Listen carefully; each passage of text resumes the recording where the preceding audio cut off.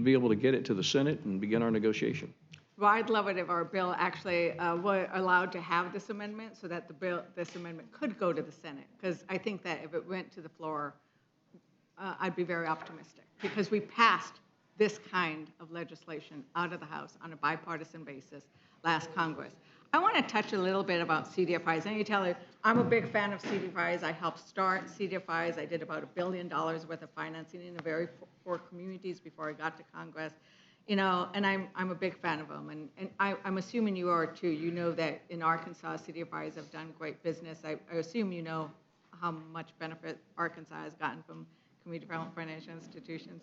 In the most recent discussion of the 3 hubs that were announced recently by Administrator Guzman, Arkansas Capital Corporation was one of those out of Little Rock. So I'm very aware of the important role that CDFIs play. Yes. Yeah.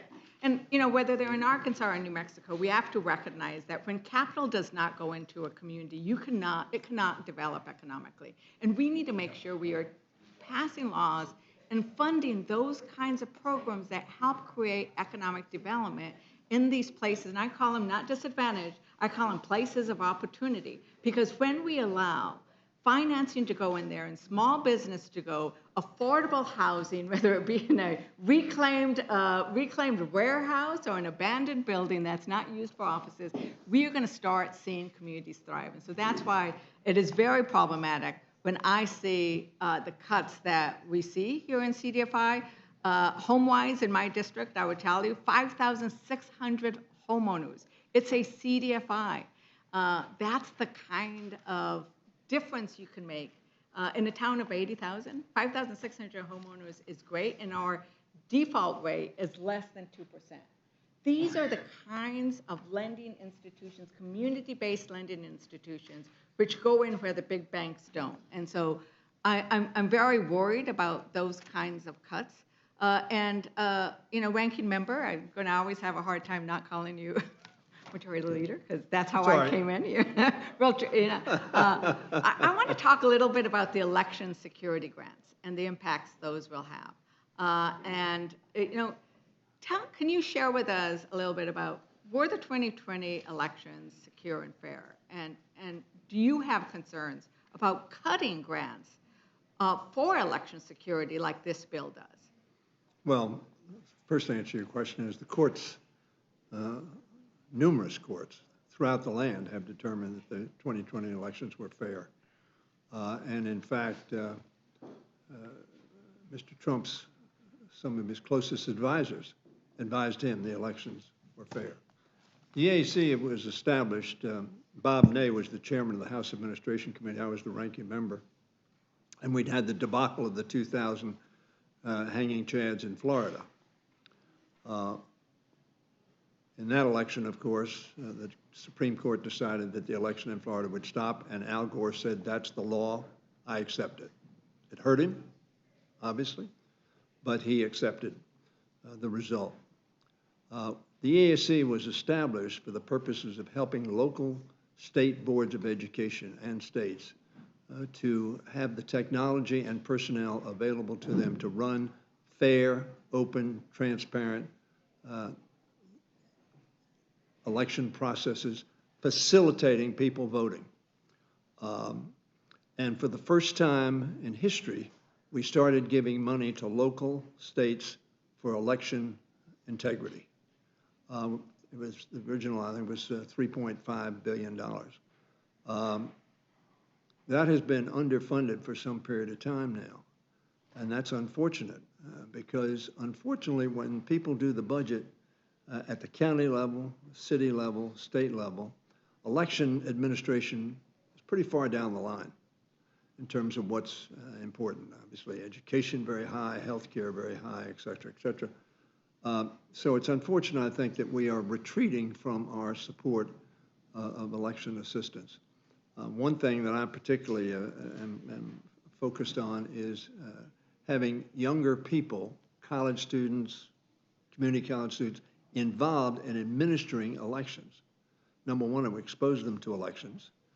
And number two, we have a very aging population in our state of people who have worked on elections for years and years and years. and they're not as facile with the technology that we're now incorporating in elections.